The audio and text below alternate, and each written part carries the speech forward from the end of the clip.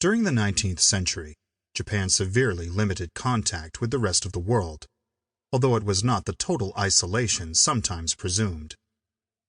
The government was quite aware of what was happening in the rest of the world, and the Japanese left a window open to Europe, in the form of a small and highly restricted Dutch presence on an artificial island in Nagasaki harbor, a presence that lasted more than 200 years.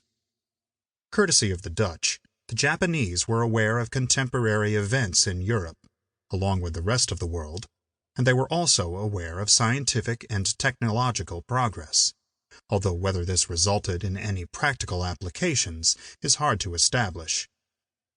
There had been a European presence in Japan well before the establishment of the shogun system, resulting in a sizable number of Japanese becoming Catholic Christians, largely through the efforts of Portuguese missionaries.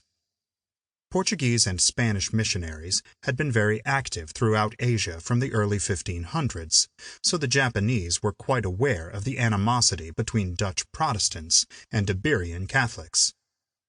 Under the early shoguns, Christianity was repressed, mostly because the government feared that Christians might aid the Europeans to Japan's detriment.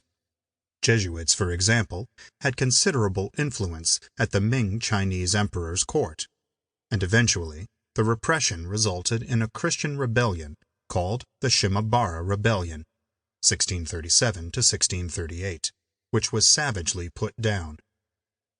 Large numbers of Christians were killed, and while a small Christian presence remained, it only survived underground.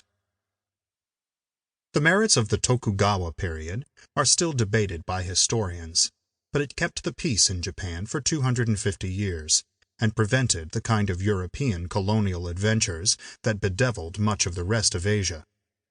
Japan famously abandoned guns as weapons, despite arguably having the world's largest number of gunners in the 1590s when it invaded Korea. Japan's central government remained formidable enough to deter European meddling, and European ships attempting to visit Japan were treated harshly.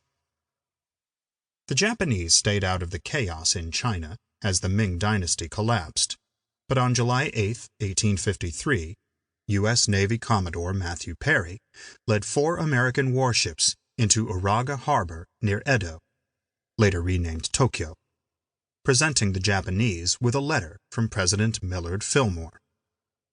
The Japanese couldn't know they were at the end of their long withdrawal from the rest of the world, but they were quite aware that the conditions in China and in Asia generally were being forced to change.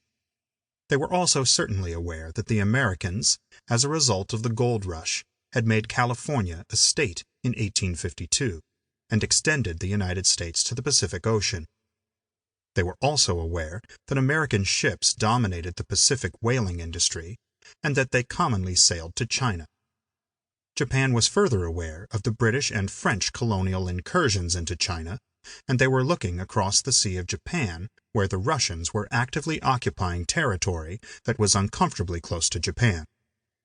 Thus, the appearance of an American naval force was obviously ominous.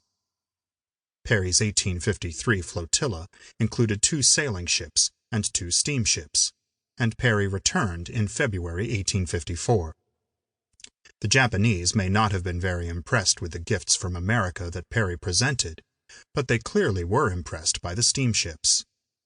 Perry's cruises and other threatening events resulted in a fundamental change in Japan, so much so that after having given up guns in the 1600s, the Japanese quickly moved to reintroduce them in the wake of the Americans' arrival.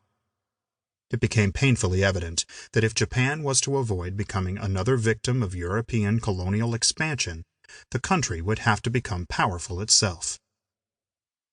Perry remains a fairly familiar name in America as a result of his time in Asia, but that legacy actually belies just how influential he was for the U.S. Navy back at home.